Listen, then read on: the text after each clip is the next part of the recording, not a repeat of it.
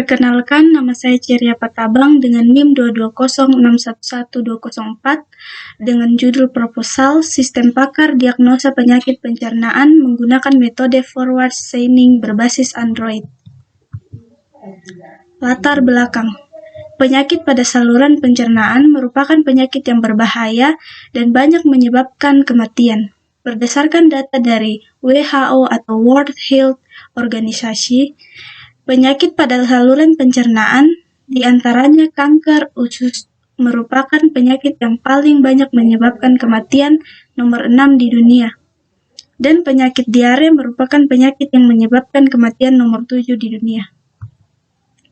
Rumusan masalah. Yang pertama, bagaimana cara membuat aplikasi agar mengetahui gangguan penyakit pencernaan berdasarkan gejala-gejala yang muncul menggunakan metode forward chaining. Yang kedua, bagaimana cara mengimplementasikan gangguan penyakit pencernaan menggunakan metode forward chaining berbasis Android. Yang ketiga, seberapa akurat dan efektif sistem pakar diagnosa penyakit pencernaan berbasis Android dalam memberikan diagnosa penyakit. Batasan masalah. Yang pertama, sistem ini hanya untuk mendiagnosa gangguan penyakit pencernaan menggunakan metode forward chaining berbasis Android. Yang kedua, sistem yang dibangun hanya untuk mengetahui cara membuat aplikasi agar mengetahui gangguan penyakit pencernaan menggunakan metode forward chaining. Tujuan penelitian. Yang pertama, untuk mengetahui cara membuat aplikasi agar mengetahui gangguan penyakit pencernaan menggunakan metode forward chaining.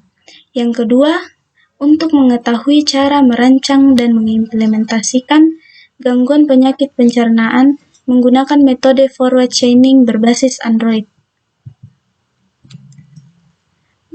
Yang berikutnya, manfaat penelitian. Yang pertama, manfaatnya yaitu mengetahui kesehatan saluran pencernaan agar terhindar dari berbagai macam penyakit. Yang kedua, mengurangi biaya pengobatan. Yang ketiga, mudah diakses. Di sini ada beberapa jurnal yang saya ambil, yaitu yang pertama, kerangka kerja penelitian disusun dimulai dengan studi pustaka, observasi di lapangan, perancangan sistem, pengujian sistem, hasil pembahasan, dan kesimpulan. Jurnal yang kedua yaitu sistem pakar yang dibuat oleh Mulyani dan Restiani untuk mendiagnosa penyakit bayi dan balita yaitu diare, ISPA, tipes, asma, dan TBC. Jurnal yang ketiga yaitu mengumpulkan teori-teori yang berhubungan dengan perancangan sistem pakar mendiagnosa penyakit pencernaan. Jurnal yang keempat yaitu sistem pakar menggunakan pengetahuan seorang pakar yang dimasukkan ke dalam komputer. Jurnal yang kelima yaitu pada penelitiannya Estidia membuat sistem pakar pada desktop menggunakan Visual Basic yang digunakan untuk mendiagnosa penyakit pencernaan. Jurnal yang keenam yaitu penelitian telah melakukan proses akuisisi pengetahuan dengan mengumpulkan pengetahuan dan fakta dari sumber-sumber yang tersedia. Landasan teori. Sistem pakar adalah salah satu teknik kecerdasan buatan yang berusaha mengadopsi pengetahuan manusia ke komputer, agar komputer dapat menyelesaikan masalah seperti yang biasa dilakukan oleh para ahli. Sistem pakar yang baik dirancang agar dapat menyelesaikan suatu permasalahan tertentu dengan meniru kerja para ahli. Sistem pencernaan memiliki fungsi untuk menghaluskan makanan dan menyingkirkan sisa makanan yang sudah tidak diperlukan lagi oleh tubuh. Dan jika sisa makanan tidak dibuang, maka akan memproduksi racun di dalam tubuh. Penyakit pencernaan merupakan penyakit yang mengganggu fungsi sistem pencernaan yang disebabkan oleh pola makan yang tidak seimbang, serta infeksi dan gangguan sistem pencernaan. Forward chaining adalah pelacakan berbasis data mulai dari input data hingga menarik kesimpulan. Jika data yang dimasukkan oleh seseorang yang bukan ahli ditemukan kecocokan, data tersebut akan ditampilkan. Forward chaining dimulai dengan aturan if-then. Android merupakan perangkat lunak untuk smartphone yang dikembangkan oleh Google. Android bersifat open source yang memungkinkan banyak pihak untuk mengembangkan aplikasi. Tujuan penelitian ini adalah untuk membantu dokter dalam mempersingkat waktu dalam mendiagnosa pasien dan dapat mendiagnosa gejala yang dialami. Kerangka pikir yang pertama masalah, menghemat waktu serta biaya dengan mengurangi data dan mengambil data yang dianggap perlu. Yang kedua, solusi. Dari masalah yang telah dipaparkan, maka peneliti akan membuat sebuah aplikasi sistem pakar diagnosa penyakit pencernaan. Yang ketiga, pengembangan sistem. Pengembangan sistem pakar untuk mendeteksi penyakit pencernaan dimaksud untuk membantu dan mempermudah dalam mengenali dan mendeteksi adanya gangguan pada sistem pencernaan. Yang keempat, perancangan sistem, yaitu menggunakan use case diagram. Yang kelima, implementasi.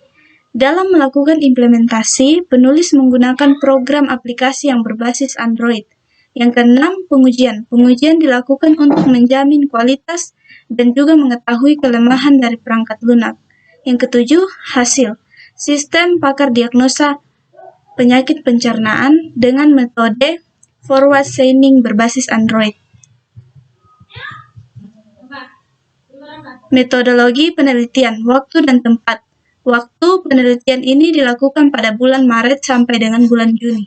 Tempat, lokasi penelitian ini dilakukan di Kecamatan Bangkelekila, Kabupaten Toraja Utara.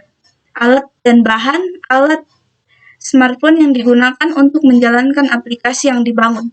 Bahan, data-data pendukung mengenai penyakit pencernaan yang diperoleh dari hasil wawancara dan observasi langsung dari dokter spesialis gastroenterologi, hepatologi.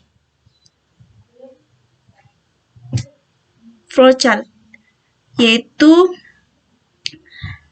diambil dari identifikasi masalah, pengumpulan data, yaitu diperoleh dari wawancara studi pustaka. Berikutnya implementasi, pengujian, sesuai, selesai. Jadwal penelitian. Yang pertama, jenis kegiatan pengajuan judul. Dari bulan Maret, pertemuan minggu pertama dan minggu kedua. Yang kedua, seminar proposal. Dari bulan Maret, pertemuan minggu kedua. Yang ketiga, pengumpulan data penelitian. Dari bulan Maret, minggu ketiga dan keempat. Analisis dan perancangan sistem. Dari bulan April, pertemuan minggu pertama. Yang kelima, pembuatan aplikasi. Dari bulan April, pertemuan minggu kedua, ketiga, dan keempat. Yang keenam, pengujian aplikasi. Dari bulan Mei, minggu ketiga dan keempat.